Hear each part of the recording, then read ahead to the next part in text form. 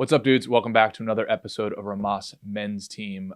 Pretty simple. We are a group of guys helping each other make progress towards each other's goals. If you're new to the channel, awesome and welcome. If you want to help support the channel and join our pro team, head over to rhomasteam.com/pro, where you can contribute to us on a donation basis. We also give you access to exclusive content, mastermind groups, etc., etc. So anyway, hope you enjoy this episode, and we'll see you on the team.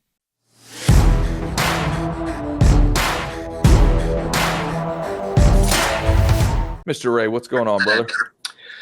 Wes, it is a pleasure and a privilege, as always. How are you? Right back at you, man. Good, man. I forgot to tell you guys, I got a random sort of last-minute invite to Jordan Peterson last night, and he invited me. My buddy invited me a few days ago, and it was awesome. We went there last night in Anaheim, California, and really good stuff. That dude just crushes the English language. He sure does. I saw him in Toronto a couple of months ago, and it was a kind of it was mostly monologuing, but it was an interview format with this outstanding Canadian journalist called Rex Murphy. So it was just awesome, like, to hear two icons speaking. Even though Rex was just mostly serving up kind of like softballs for Jordan to crank out of the park. What was the format yesterday? Format yesterday was he kind of did a straight monologue in the beginning about his new programs. He's doing a program on Exodus, and then as in Exodus, the in the Bible, the Old Testament. Yep. Wow. And then so that must have been cool. So did he give you a deep dive on Exodus? Well, I think Jordan Peterson never not gives a deep dive. You know, I think it was supposed to be one of those things like, hey, give us a quick intro on what you're working on next, sort of thing, and then 2 hours 35 minutes later, you know, yeah. So he did that, and then his wife was on stage with him, which was pretty cool. And then I guess people submitted questions, and then he answered 3 questions, and that took 2 hours. Awesome. And you enjoyed it thoroughly? Yeah, I was actually looking at it through a different lens. I was trying to write down words that I call them level 7 words. I really like level 7 words in my head, which are words that are rarely used, pretty specific, but also not pretentious. Mm-hmm. So that are like slightly above like 3rd grade reading level. So I guess I could call them like 7th grade level words that I really like. And I think he does an excellent job of using those words. So that's not the most complicated words he can, but not dumbing it down either. It's somewhere that sweet spot. I think you're a perfect example. You do a really good job of using some great words, and you're very fluid. So using things like, this is going to sound silly when I just say them out loud, but words like navigate instead of to move across or to go from point A to point B, like navigate, just the little things like that add a nice texture to it. But I do not like words that are more pretentious. Like if I were to use the word anachronistic, knowing that, 6 out of the 10 people in the room are going to be like, at least get stuck on that word. They might be able to remember what that word means, maybe from the SATs or something. But anachronistic. Does that mean contradictory?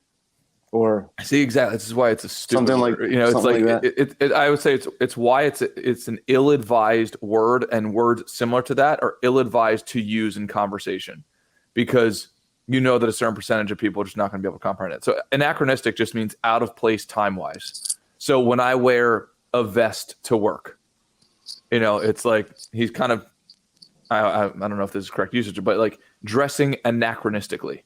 Right, like that's what they used to wear. He is out of place from a time perspective. Okay. Yeah, we have derailed the discussion with the level 8 word. Yeah.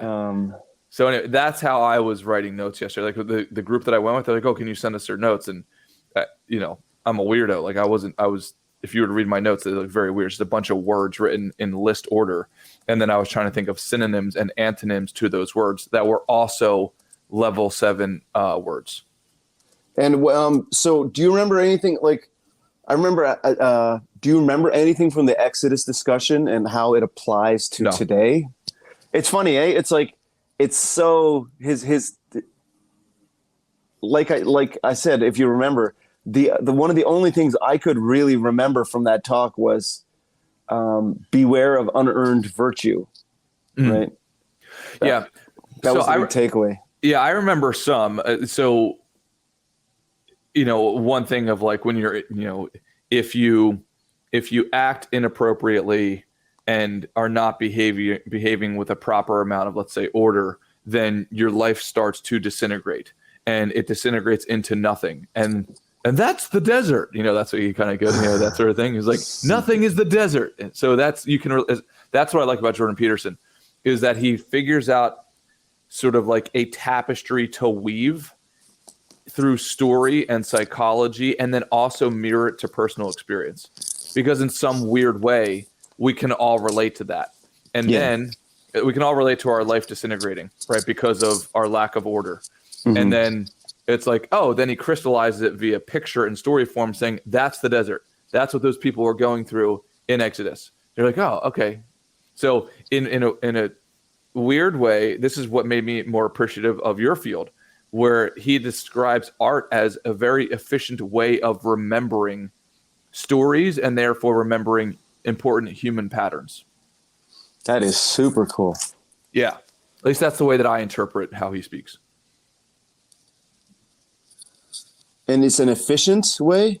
Yeah. So for instance, because there's no words. There's a zero words, right? It's just an image, for example. Yeah. So like right now I'm going through the story of the Lion King, and I'm listening to different, I don't know what you would call them, but where these experts sort of dissect stories, and I'm listening to them on YouTube, and they're dissecting analysis. Exactly. So for instance, one snapshot in that movie, and this could be a piece of artwork, let's say, is where Mufasa and Scar are in this cave kind of thing, and Scar turned his back on Mufasa and was walking out. Let's say that's the snapshot, right? Well, let's say that's a piece of art. So that's the snapshot of art. Well, what that is symbolic of, apparently, is the good King Mufasa being naively dismissive of the evil inherent in his brother. And then, so if I see that, it's like, that's the symbolism for never be dismissive, naively dismissive of evil that could potentially harm you. Mm-hmm. And so then, then it's the whole thing, right? It's like, you have ownership of the Pride Land, but that shadow land over there, as long as you don't go over it, then you're good. It's like, so just avoid the bad and you'll be fine until the bad overwhelms the good, sort of a thing. So just in that picture alone, that will help me remember that whole human pattern. Never be naively dismissive of evil. And then Jordan Peterson will talk about, a picture of the Virgin Mary shielding baby Jesus away from some sort of, some sort of bird or something. I forget what it was, but it's like there's a whole story in that. It's just an efficient snapshot, that whole picture's worth 1,000 words sort of thing. So at least that's the way that I interpret Jordan Peterson. Fantastic. I love that. Yeah, I'm going to use that, man. Art is an efficient way to communicate stories and therefore important human patterns. I think of the visual arts, sure, but then poetry is the same way, right? Where you can condense, poetry doesn't have to, but poetry makes me think of the most economical use of language possible. Dude, level 7 word. Right. Thank you. Economical. Yeah. See, I told you, you're natural, dude. Yeah, man. Thanks, bud. I'm gonna write that down on my list. And then that was taught to me when I was studying philosophy or something. Not studying very hard, but because I'm an audio learner, I would call my buddy who was he was a college dropout, but he was just one of the smartest people I know, one of those kind of guys.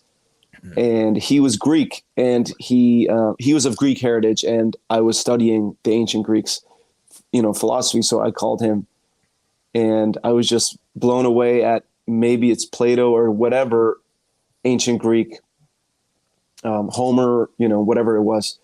And I said, wow, there's, what is it about this where they can communicate so many words there's so many ideas with so few Yep. words, and he used the word economical. Yeah, I love it. Yeah, spoken word poetry is something I'm actually a secret closet huge fan of. Like really good spoken word poetry. It's no different than stand-up comedy. It's you're trying to cut all of the fat. So absolutely no fat in the communication so that it's just like purely economical, like you're saying. Right. So sorry, I derailed us from our original topic. That's Okay. fine. No, it's all part of the program. That's right, dude. So topic for today. Last week we hinted at origin stories for people, and all, in my opinion, all men can benefit from developing their origin story. Actually, Jordan Peterson kind of has a similar exercise called the self-authoring program. I've never done it. I do want to do it, but I have a funny feeling it's an extended version of the origin story. So if you're a business owner, it makes complete sense to do your origin story, where you came from, why you do what you do now. So getting to the nucleus of this is why I'm passionate, right? Now, if you're not a business owner, do not dismiss this topic because it can help you in dating. It can help you in your relationships. It can help you with your own motivation. With yourself. Absolutely. Dude, this is going to sound super weird, but every once in a while, a client will come up to me or something because they saw a video of me or something like it. We've got videos that we send out to clients, and to the point where I forget making some of the videos, if that makes sense. And a client will call me and saying, hey, hearing that you were raised by a single mom and going and being a caddy when you were 11 years old, blah, blah, blah. It's like, that reminded me of my childhood. And so then it motivates me. It like gets me back to home of like, oh yeah, that's why I do this. So if for nothing else, do it for yourself. So Ray, if you don't mind, walk us through your origin story that you posted to Discord so we can give the dogs an idea of how to build their own. Before I do that, a question. Yeah. Wes, does the origin story have to be objective truth, or is it necessarily like written through the lens of your own personal experience, how you subjectively experience things? Right? Am I at liberty to amplify some moments in my life and minimize others? Yeah. So I mean, it's your story. It's whatever you want. But my personal belief is on that is always tell the truth. And if it's going to be more subjective or your perception, then state that. And there's elegant ways of stating that. Like I'll give you an example. In my origin story, a major part is where my mother received a phone call, and we lived in a 2-bedroom apartment, and she received a phone call, and I saw immediately on her face that it was like some sort of stressful phone call, to the point where she took the phone in her bedroom, and which she like would never do. Everything was like pretty open in our apartment because it was just so small. So like there was very little privacy. So she ended up going in her bedroom and closing the door. So I kind of sneak in and make sure everything's okay, because I thought like a relative had passed away or something. And then she wasn't there, and I kind of peek around. She's like sitting on the other side of her bed, and she's crying. And then I'm listening, and basically like she was getting the call that we were getting evicted from our apartment. Now that's the objective truth. Then what I say is what I made that mean was that we were alone, right? That like we had like every man for himself. So that's an elegant, in my opinion, an elegant disclaimer of like, that's what I made that mean. That's not objective truth, but that's the interpretation that I had at that time. Mm-hmm. Right. The reason I asked that question is because we, I guess we did two, or I've done this twice now, because there's a little junk mail flyer called Neighbors of Rosedale that's going to do a profile on me for their December issue. And so I had to do, so the article is a little kind of life story and of me, Sarah, and Thea. And Sarah was adamant that like we had to be objectively accurate, in describing the arc of my career. And I disagree, because because the goal of someone reading that junk mail flyer profile of me, the goal of participating is that it brings in more business to my art gallery. Right. And so I chose to minimize like the law school and those kind of like the building blocks and the internships there to kind of to front load my expertise, being a thought leader in art. And so that's why I wanted to ask about the objective versus subjective truth in the origin story. What is the audience for the origin story? It's me. And so in what way would I subjectively highlight certain details? I guess it's to highlight what I'm most proud of or what I want to do now. Right? So here we go. It breaks down into early life, family life as a kid, school and career, and how I feel now. Okay. Right. So my origin story, language skills came to me very early, perhaps at 9 months old. I was the second child of what would become a family of 5 kids and 2 parents. My earliest memory is a foggy vignette of a siding home in Saskatchewan, orange snake stuffed animal, my dad's green truck with big white letters spelling FORD across the back. It would have been 1977, 1978, 1979. Always creative, almost never academic. I probably got a handful of good grades, so that's why I added almost never academic. I got consistently poor grades, moving schools every few years. To their credit, my parents put me in numerous after-school programs: drama, art, choir, tap dancing, figure skating. I can't wait for the chat section to explode at that. Emotionally, I was an attention seeker in order to get the 1/5 of my mother and father's love. Now the father of one child, I realized how much attention I sought but did not receive. My desire for respectability and acceptance had me chasing law school, although passing the New York bar exam eluded me during my 6 attempts. So so that is, 10 lines to cover birth to age 20. Yep. Not hard for the gentleman listening to do, right? Although economical, right? Because that is like half a line per year of my life. So I one of the hardest things to do is synthesize large chunks of time into 15 words. Yeah. But I feel like I gave you a good kind of like feeling for it, right? It's a good dating profile right now. Yeah. Thank you. Yeah, awesome. I did not communicate the chaos of growing up. But I thought that by like saying in order to get the 1/5 of my mother and father's love, I think that kind of highlights. I thought that was eye-opening for me. You know what I mean? And that's something I have to remind myself of, that that is one of the challenges of having a big family. And I love big families. I love being in one. I would love to have had one myself. But again, like there's only a finite amount of time in the day, and a child's need for love is infinite. And I don't know what 5 times infinite is, but there you go. So starting in 1999, my wife Sarah's art education at Parsons and Cranbrook exposed me to the world of contemporary art. One of our first dates was to a William Kendrick show at the AGO, Art Gallery of Ontario. An art news startup and occasional art advising were small parts of a very varied self-education and trial and error experience accumulating on the way to selling art professionally. So that's how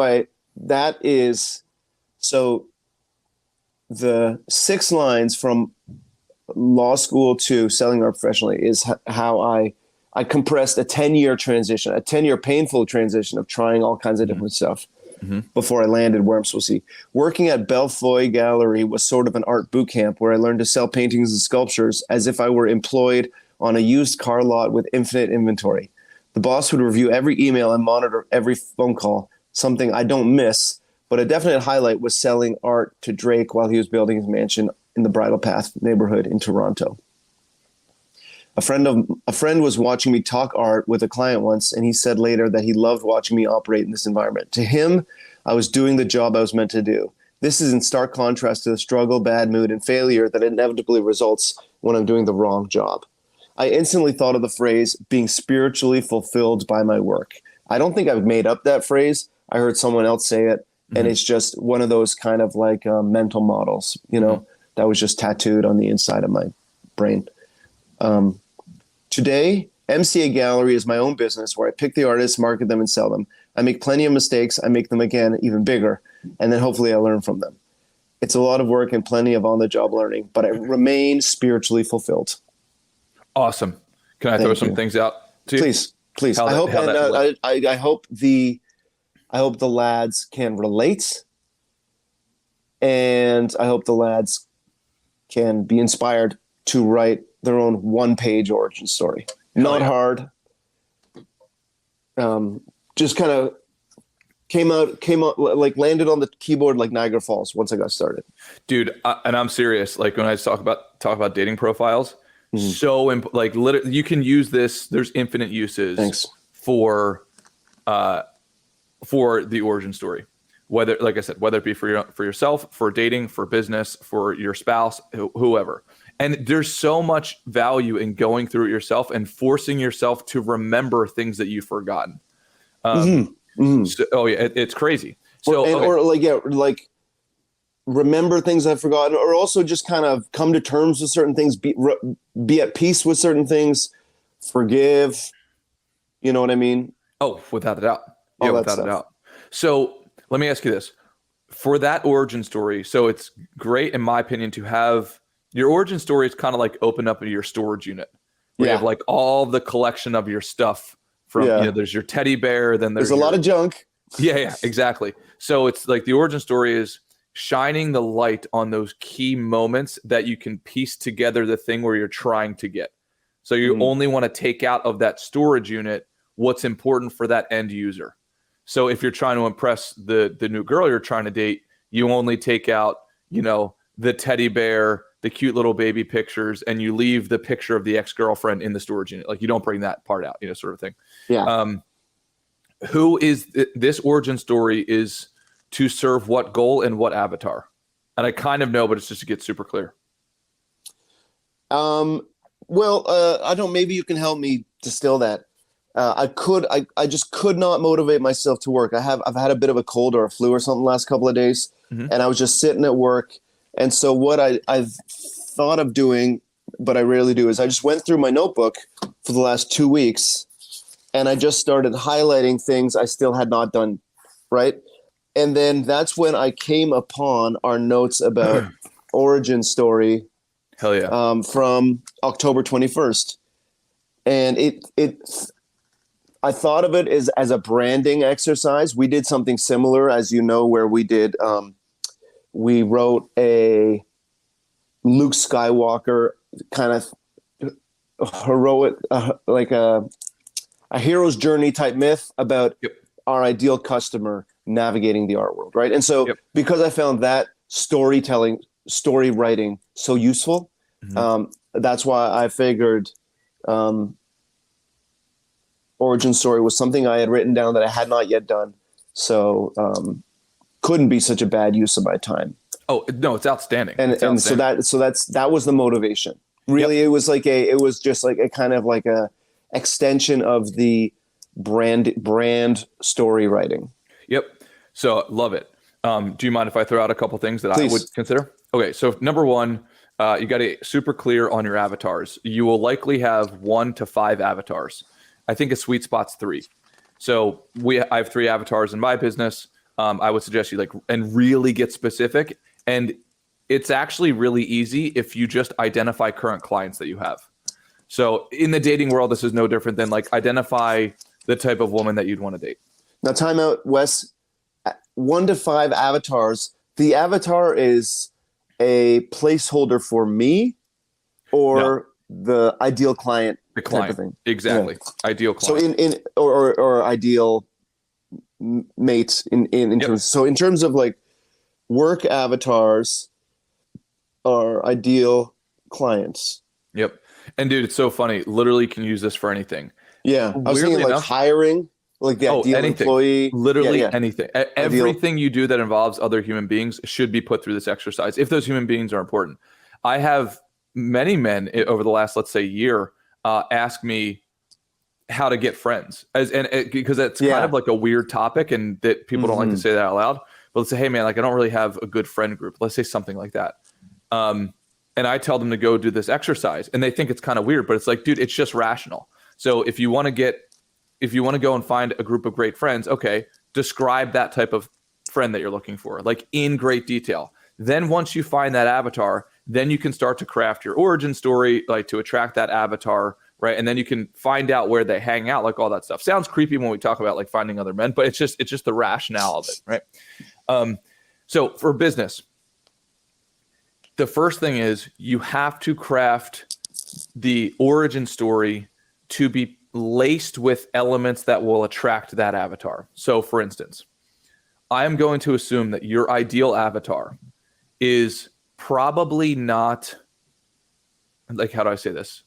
It's probably not you. One of your avatars probably is, right? But I'm going to assume that one of your avatars is probably like a billionaire. Mm-hmm. You know, like probably like the top avatar that you could get is probably if like worth, you know, funny money sort of a thing. Yeah, right. Because I'm thinking, and I don't mean to cut you off, but I just did. But I'm thinking maybe the first avatar isn't necessarily me, because the first avatar is someone that is lacking the me in their life, right? So like the billionaire is lacking the time to go to all the galleries and source the top 10 best art purchase targets, or the billionaire has spent so much of his time on building up his company, he hasn't had the time to nurture the appreciation for art that I have. Yep, exactly. So now we've got to pick that avatar. So let's say it's, now you tell me, right? Is it a man or is it a woman? For some reason, I feel like it's a woman. Okay. It was in the hero's journey myth, that branding exercise that I wrote. Awesome.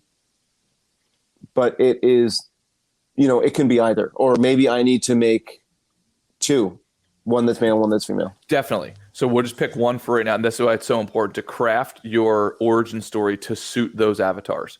So we'll go with the woman. So let's call her Mrs. Smith. Okay, Mrs. Smith, how old is she? I will say she is 60. Okay, she's 60 years old. Is she married, widowed, divorced? Married.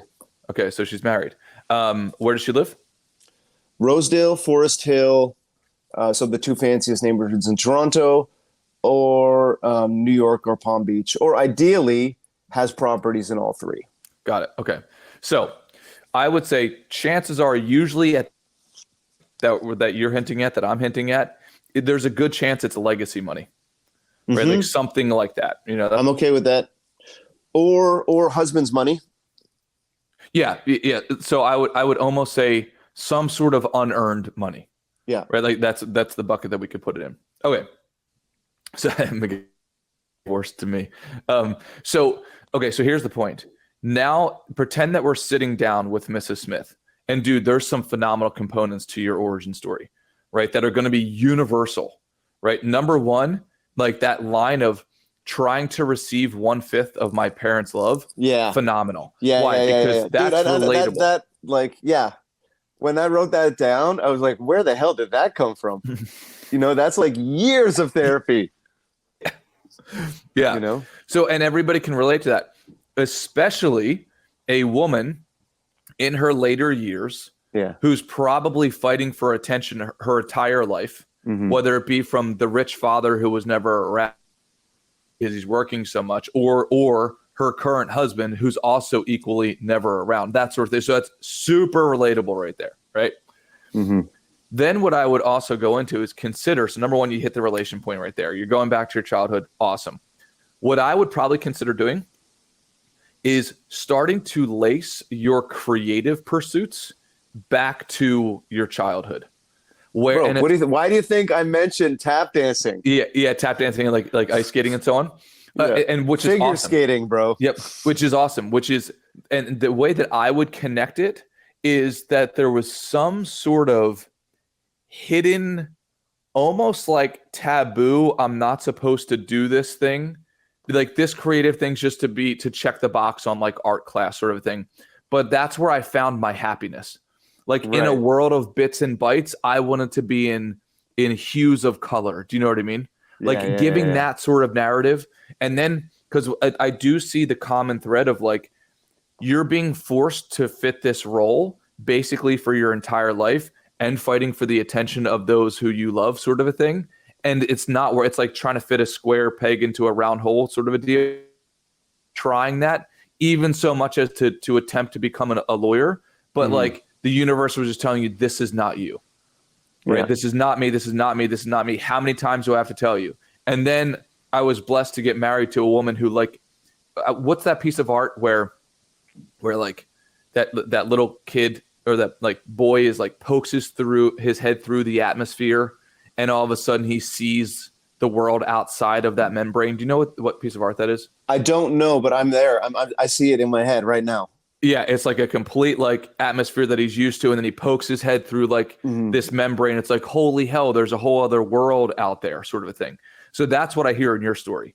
Like, I'm not bits and bytes. I'm creative. I'm what I want to be. I'm independent. I'm autonomous. And then in so explaining that, everyone can relate to that.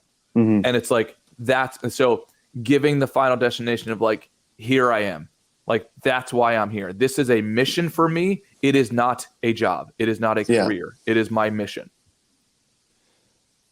Now, I love that relatability. Like that is one of the objectives of communicating. Like the origin story, to write it helps us with our sense of identity.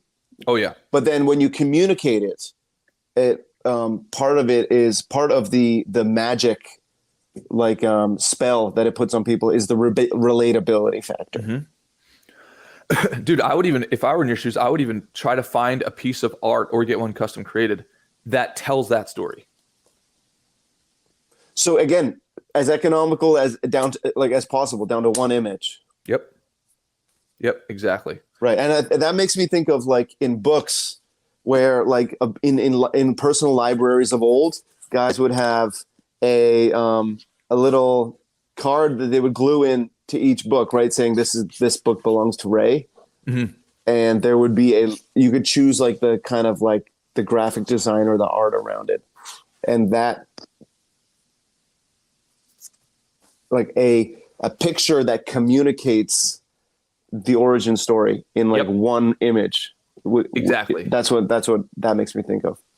Like a logo or an icon. Exactly. Right? Like a logo, really. Maybe a successful logo kind of packs in a lot of the identity into a gesture of line or gesture of paintbrush. Exactly. Yeah, and I'm trying to find it for you. I'm probably not going to be able to pull it off, but that painting might be it. Well, yeah. Ryan Chalupa Cabra suggested this. What's that? Yes, that's it. Okay. Damn, who said that? Hell yeah, man. Ryan, great job. How the hell did you know that? Off of my like super elementary description of it. Dude, I love that painting. And I wonder, Ryan, maybe you can put in the chat, is it from a children's book or is it from an ancient manuscript from like the Middle Ages?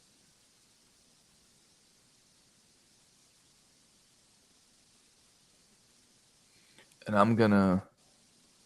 And remind us, Wes, why you raised this issue?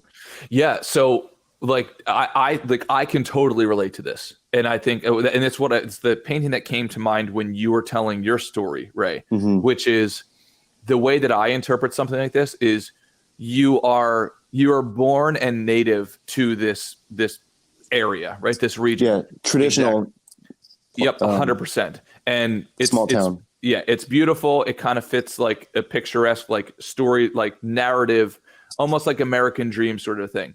And so it's almost like, hey, you don't need to go beyond these borders. Why would you, Ray? Just go and conventional be an attorney. Beauty. Exactly. Yeah. Right. Well, that's a great way of describing it. Right. Like this conventional beauty, like, hey, everything is great in here. Just don't go out there.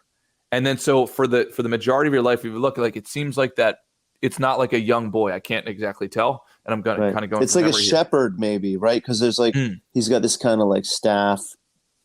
Yeah, good point. In the Middle Ages. And the way that I look at it is, it's like he's not this young kid. It's at some point in his life, year after year, living in this sterile yet beautiful environment. Hey, I might go peek over there. I know they're telling me not to, and then one day get up the courage to do it, and I do it. I pierce that veil, and holy shit, there's a whole nother world of all of these colors I never even knew about.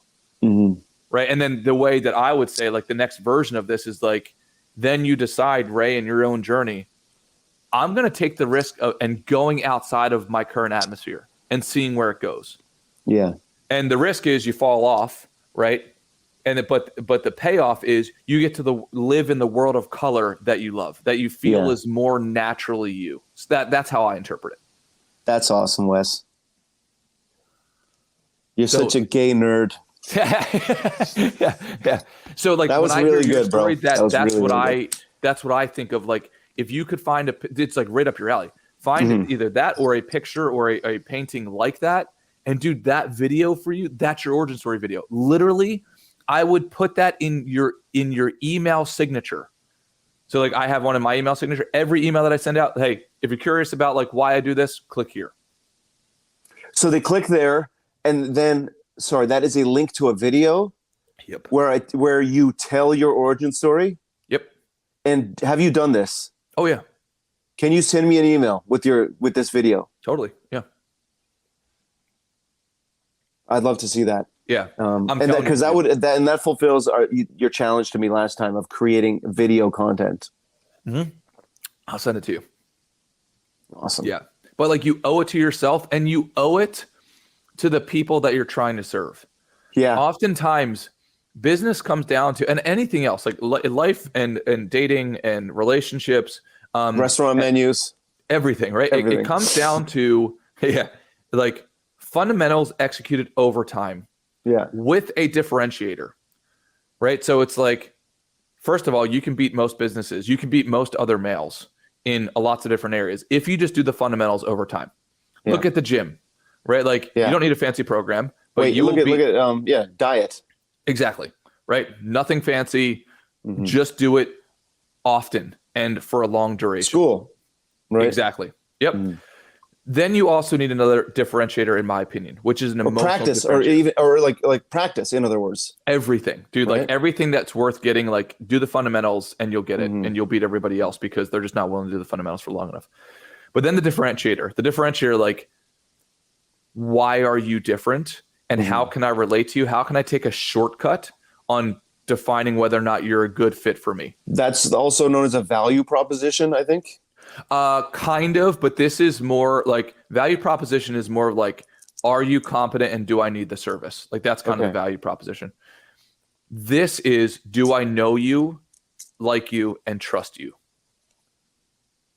So if you can share with me your origin story, that accomplishes those things. Yes. Okay. So if they're clicking on that, they're already considering you as an investment advisor or considering me as an art dealer, right? Like, right? If they've looked at the email and then they click on that, chances are they are open to hiring someone like us. And once you play that video, it increases the odds because you are, and nothing's guaranteed, right? But you're increasing the odds because of the effectiveness of the origin story in creating relatability. In other words, the know you, like you, trust you. Yes. Now, in a perfect world, the sequence would be origin story and then into competency, right? Like display of competency. That's why if you ever look at like old school speeches from Jim Rohn or Tony Robbins or whoever, when social media didn't exist, so you didn't have a chance, you didn't have infinite time to get across like the know you, like you, trust you, feel that you're competent sort of thing. So every single speech, it kind of got annoying. So if you want to watch, a bunch of speeches from Jim Rohn, you'd have to go through the first 15 minutes of every one of those speeches is his origin story, right? Like, which I believe is in Idaho.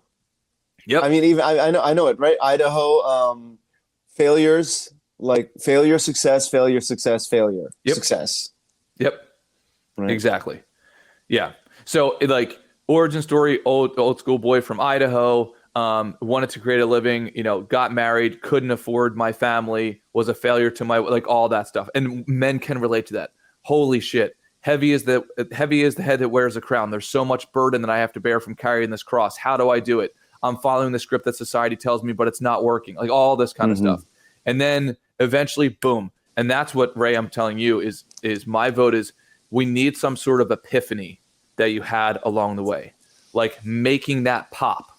Because in your origin story right now, I think it's phenomenal. I think what would make it even better is an epiphany pop.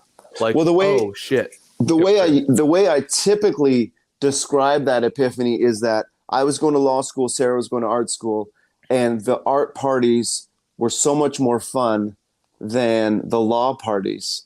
I stopped and said, wait a second, maybe this deserves a closer look. The reason I'm reluctant to say that now is because I don't party anymore. And it's not actually true. Like I went to both parties and enjoyed both very much. Yeah. I was the life of the party in both environments. And, but anyway, yeah, so I don't want again. So like I have included that epiphany previously, the way I just described it. Yeah. And, for some reason, I'm reluctant to do that now. Well, I think there might be ways, I could say for sure, there are ways of doing it that are still congruent and truthful. Because that pop, and the way I always think about those pops is, you ever watch like the old school Batman shows where like he'll punch somebody and then it'll be like, pow, yeah, something like that, right? It's that epiphany is the link between this relatively randomized collection but directionally correct set of facts into one crystallized aha. Yeah. Holy shit. Finally, after I pieced together, like maybe it's like I sat down for coffee one day and thought, holy hell, the universe or God or whatever you want to call it has been giving me these breadcrumbs of hints along the way. And I'm not supposed to be a lawyer. I'm supposed to do this, like something like that. So, okay. Epiphany, boom, here I am. So the first thing that comes to mind is like, I was sitting in a lecture hall, like a free kind of lecture, in some theater, and I heard this, insert our name of artist or curator or author. And, there and then I knew, right? Like, so like, for example, it was at the Hummingbird Center in 1999 when I heard Jordan Peterson utter the words, "Beware of unearned virtue," that I realized my calling in life was, right? Something so like, and again, I guess that's a visual, right? That like inflection point from like chaotic childhood, trying to do the wrong thing, looking for love in all the wrong places. There's like a really crystallized, Technicolor visual event. Oh yeah. That is like the kind of like inflection point or lever, whatever that crucible maybe is. Anyway, that's above my pay grade. But do you know what I mean? Yeah. That kind of like inflection point.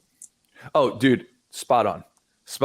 And if any of the guys are thinking like, oh, how does this relate to me? I cannot stress enough how important this exercise is. I think of Jordan. I think of Jordan, the fitness enthusiast, like where people would see him, like if people saw him jogging or mountain biking, they probably would never think he was obese or could never picture him obese, right? Yep.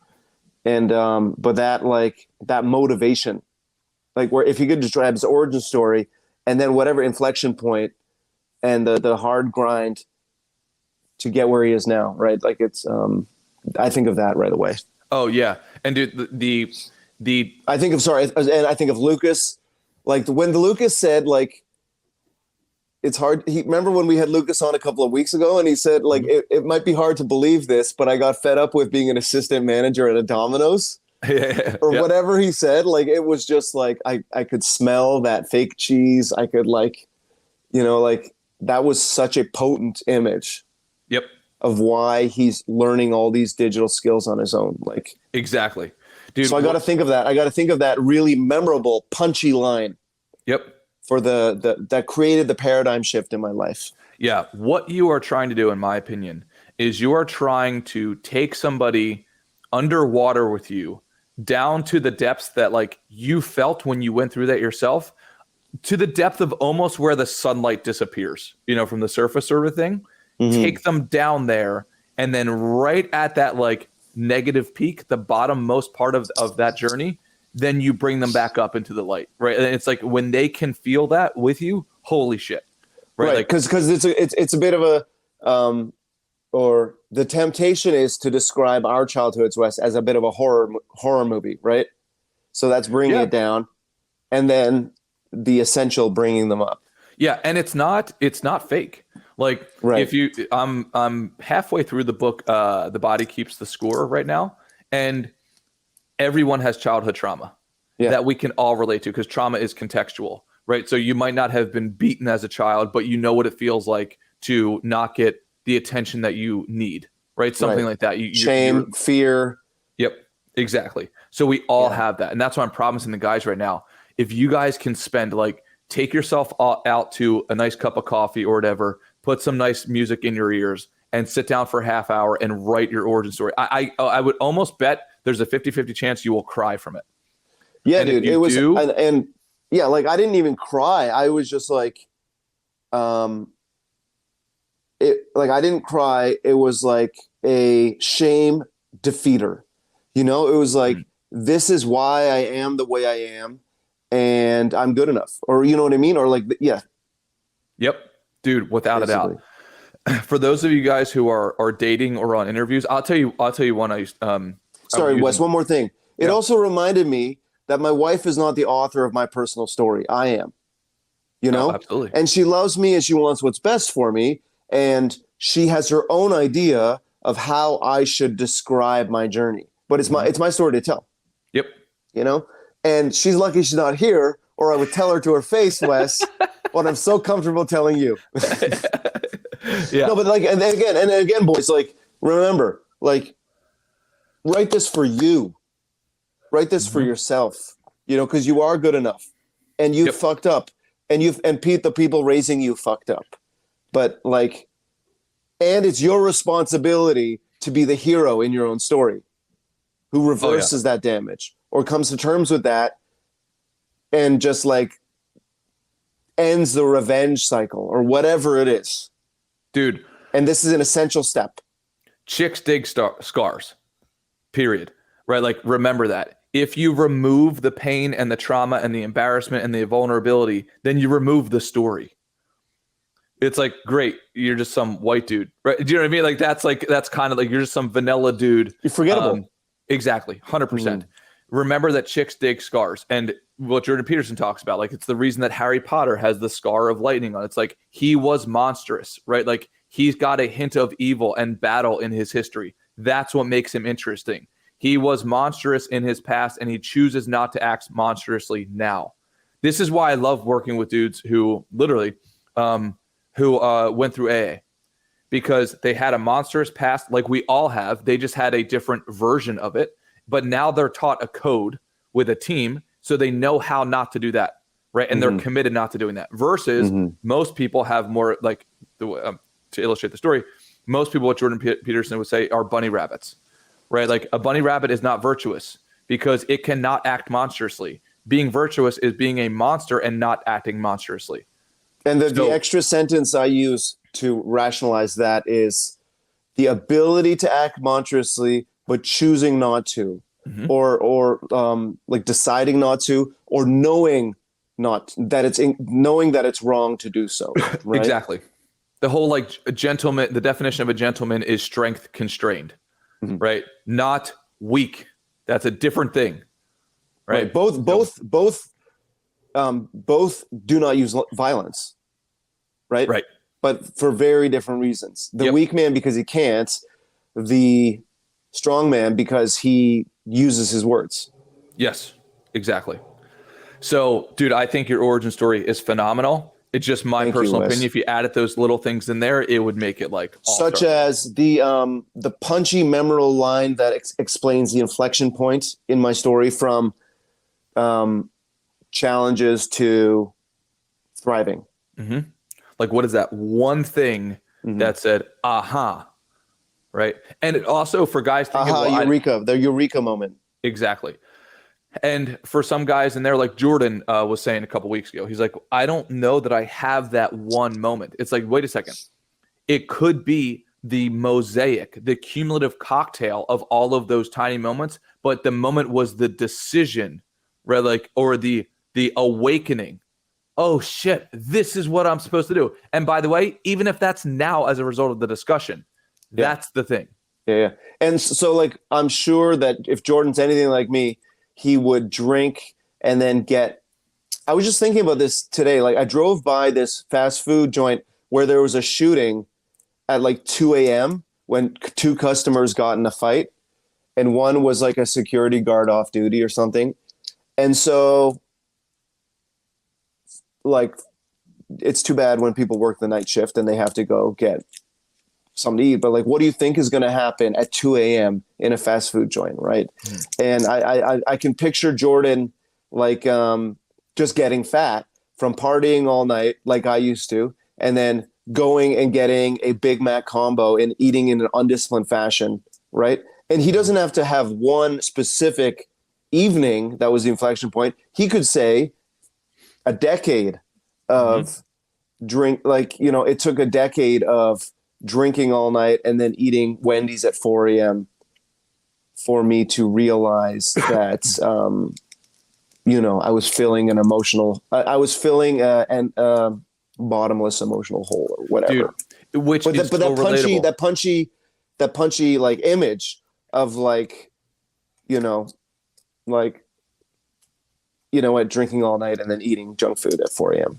Exactly. It's one of those things that, again, everybody can relate to. Like the whole story of like the chains of habit are too light to be felt until they're too heavy to be broken. Right. I did all of these things, but I thought what's the big deal? It's just a chicken sandwich at, you know, after I'm hanging out with my buddies. What's the big deal? It was so little that I didn't pay attention to it. But eventually that cumulatively weighed me down.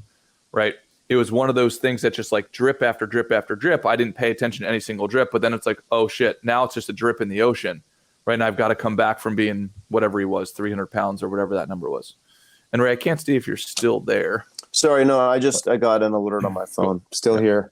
I just wanted to write down. You're full of fortune cookie wisdom, Wes. I'm just trying to keep up. The chains of habit are too light to be felt, but too heavy to be broken. Until they're too heavy to be broken. Yeah. And then a gentleman is strength constrained.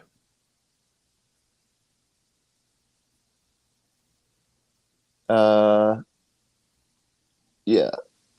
Wes, I don't, at some point we're going to have to share these with the world, you know? And, I think we might have to go through every single video and just tag them, like either with these lines or the topics. I don't know what we're going to do, dude. Yeah. But like there gotta be 150 of them.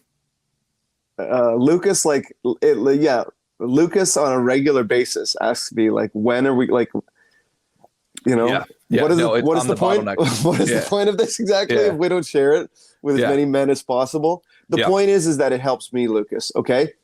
And that's a good enough point as far as I'm concerned. But maybe that's goals for 2023, Wes, is to have a kind of assembly line in place. Like maybe we should talk to Matt, the shaman, because he's got some kind of assembly line in place where he records, tags, and has it out within a couple of days, right? Yep. Yeah, we need a team. I've already, and why don't we have it as a goal for the guys and us to start to actually have that in place by the end of the year. Yes. Yeah. So that Jan 1 or whatever, it's okay. And then for any of the dogs in Florida, I just booked my flight for November 23rd to December 6th. I'll be down in Florida. But come to think of it, I will be giving my wife my cell phone for any of the time that I'm in Miami because it's just not safe. But Wes, thank you again. Thank you again, man. Thank you for everything and for this origin story And like, gentlemen, try it. Oh yeah. Like you benefit. Yeah. Take 15 minutes.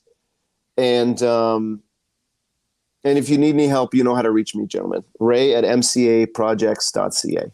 Hell yeah. Love you, Wes. Love all my dogs. Love you too, dude. Love you guys. Have a great weekend.